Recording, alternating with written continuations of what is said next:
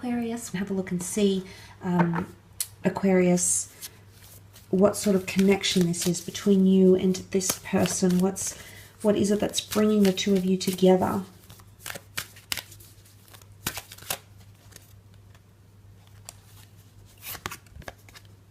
Okay, awakening. There was another sign that had this, but I cannot remember for the life of me which one it was, Aqua.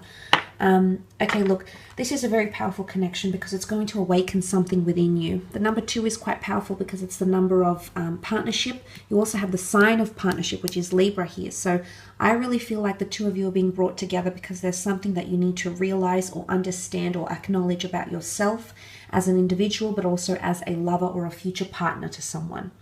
Likewise, I feel like this person is also engaging with you because they too have some sort of awakening.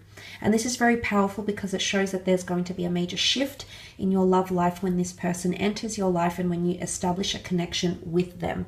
The card of awakening is really a card of enlightenment. It's a card of understanding, and it's a complete brand new perception.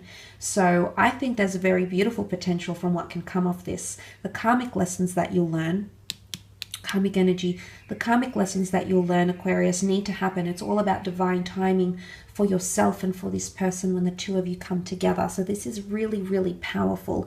A beautiful connection here, possibly the first of its kind, or your second major love connection in your life. Let's have a look at the areas of strength in this connection, Aquarius.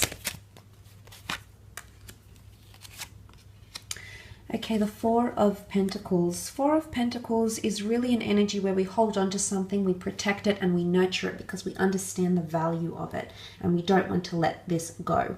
Now, I feel like in one way, the attachments that you'll have to each other will be quite strong, and I don't think it's an unhealthy attachment. I think the two of you could potentially have a solid connection, but you're both quite codependent on each other. And that's not to say you'll both be really clingy. I think it's more to do with the fact that you'll both hold on to each other, but because it's coming through as equal, the 4 is an equal number. It's also a number of solidarity and concreteness. It shows that it's almost like you're bringing 2, the other person is bringing 2, and you make that 4 of Pentacles, and you hold on to each other. It's also a card of protection, okay? So maybe you're going to be very, very protective towards each other. You're going to stand up for your relationship. If there's anyone that has anything to say or, you know, put their 2 cents in, or if anyone was to ever offend or upset your partner or vice versa, the two of you will be quite supportive in protecting each other, lifting the other one up and helping them draw inspiration, okay, or giving them solace and or comfort as well. You also have the 10 of Cups, which is a beautiful card. This is actually the happily ever after card, so I think one of your strengths could be your ability to build a family together, find marriage, or live happily ever after together. This really is a card of completion. It's a card of fulfillment. It's looking to the rainbow in the sky. It's also optimism. And when we think about the rainbow, we understand why the rainbow comes out after the storm, after the hardship, after the obstacles. So I feel like it's your ability to always see the good in a situation, or the strength is here that both of you will see the best in each other as you overcome obstacles, and you'll always be, at least at some point, or at least to some degree, I should say, you will be quite optimistic because the rainbow is the colorful moments, the memories, the nostalgia, the beautiful emotions we feel when we're with each other. So this is very powerful. It's also, I do see the two of you falling in love, possibly creating a family.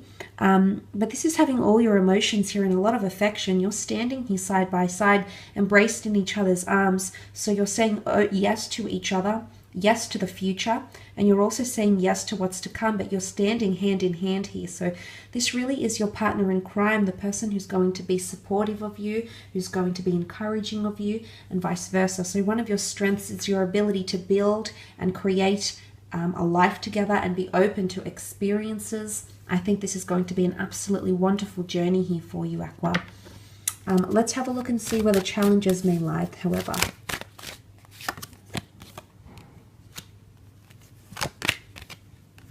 Okay, 9 of Wands is quite a capricious energy. He's dubious, he's unsure, he's questioning things, he's uncertain about them, he's got his guard up.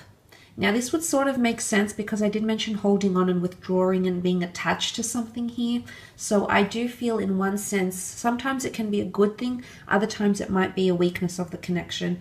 Fire energy is opposition and is defensiveness, or it is even possessive / jealousy / protectiveness that is to a degree a little bit unhealthy.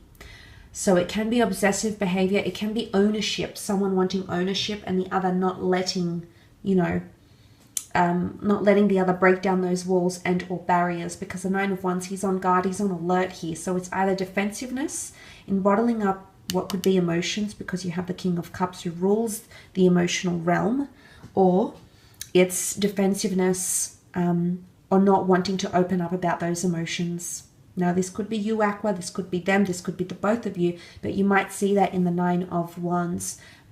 It's also suspicions or paranoia. You can see the expression on his face and he's looking to the side as if he's almost expecting something to happen. So presumptuous behavior, insecure thoughts, either from yourself, from this person, from the both of you, can cause paranoia and or trust issues to be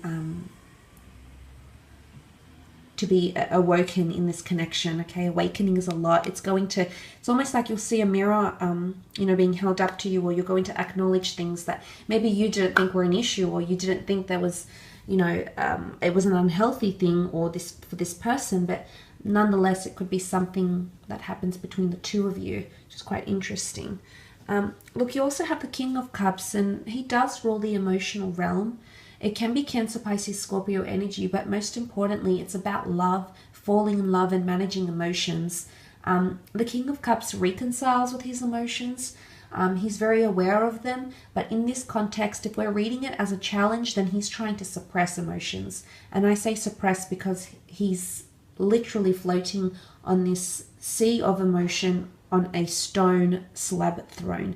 And to read it in this context, I feel it points to someone bottling up their emotions or not expressing them as openly as you could. And when that is expressed, it's great and it's glorious and it brings harmony and happiness and affection, and it allows that bondship to be built closer and closer between the both of you. But when it's not, it has the potential to curb your relationship because it's suppressing emotions.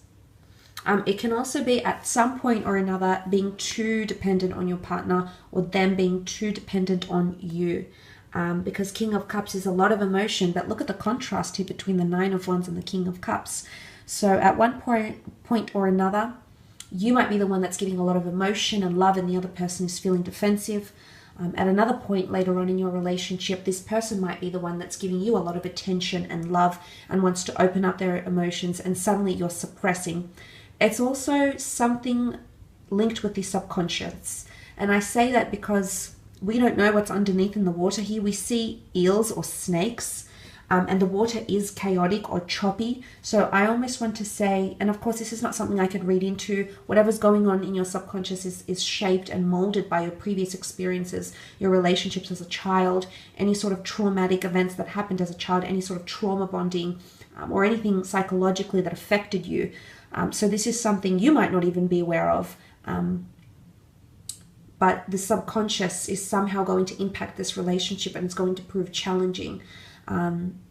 So that might have something to do with it. Some of you might be seeking professional help, or your partner might be seeking professional help, but things in the subconscious aren't readily, it's the way why we do things, and to understand that, I think it takes a professional, first of all, to help you uncover what it is that's going on in your subconscious. But maybe understanding that, maybe through spirituality, maybe through psychotherapy, maybe through meditation or prayer or religion, that might help you. But that could be an issue, okay, suppressed issues or the subconscious thoughts.